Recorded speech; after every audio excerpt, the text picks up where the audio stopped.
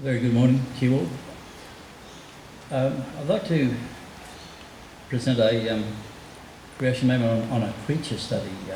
I don't think we've done this one before, entitled Crocodiles. And we take our opening scripture from Job chapter 12, verse 7 and 9, which reads, "But ask now the beasts, who knoweth not in all these that the hand of the Lord hath wrought this?"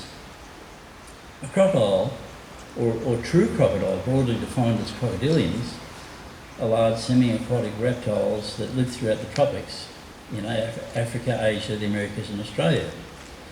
The crocodile is described as a carnivore, meaning it eats meat. Its diet includes a wide range of animals such as fish, birds, mammals, reptiles and insects, and they are opportunistic hunters that will also eat dead animals, but their diet also includes other surprising additions which we'll have a look at. 5 facts about crocodiles are that they have the strongest bite force of any animal, can replace thousands of teeth in their lifetime, and use mouth gaping to cool down since they cannot sweat.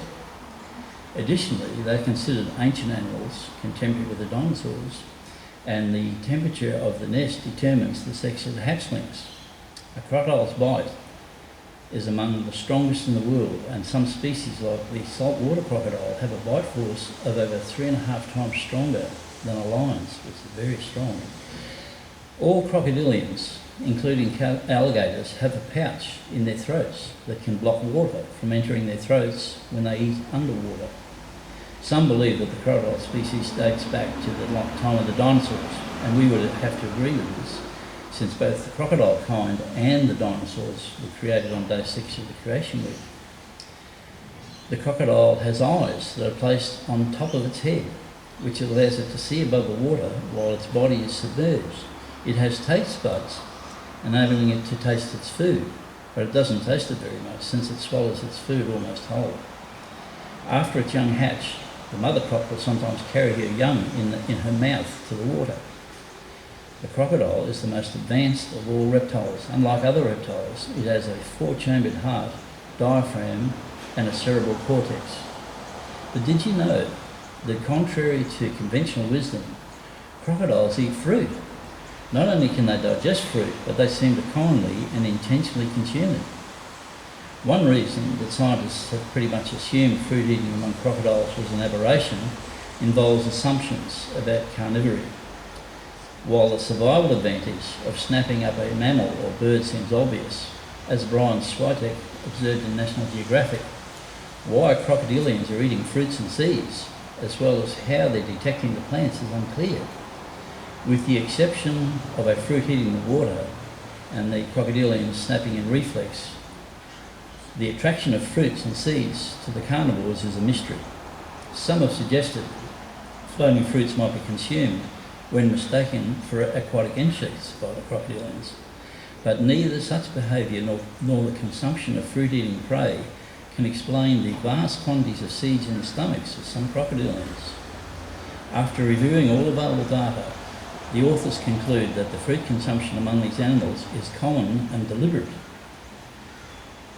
What sensory cues, colour, smell, shape and taste, etc., attract them to certain fruits remains a mystery.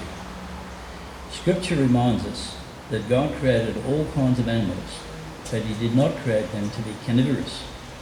Genesis 1:30 in summary teaches, "And to every beast of the earth I have given every green herb for meat," and it was so. Of course, while many dinosaurs were always plant-eating, the diets of other dinosaurs went from herbivorous to carnivorous after the fall.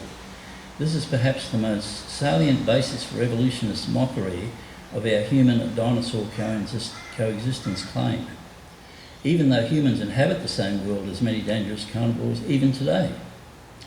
Interestingly, a series of photographs published by the Telegraph document African villagers who enjoy a startlingly close relationship with the local crocodiles. The villagers believe the crocodiles are sacred and feed them chicken, no doubt a key to keeping them happy or full enough to allow the villagers to play and to do chores just yards from them. Calling it a magical place, photographer Oliver Bourne said, "It shows that crocodiles are not just ferocious and dangerous animals, and that they deserve to be protected," in his opinion.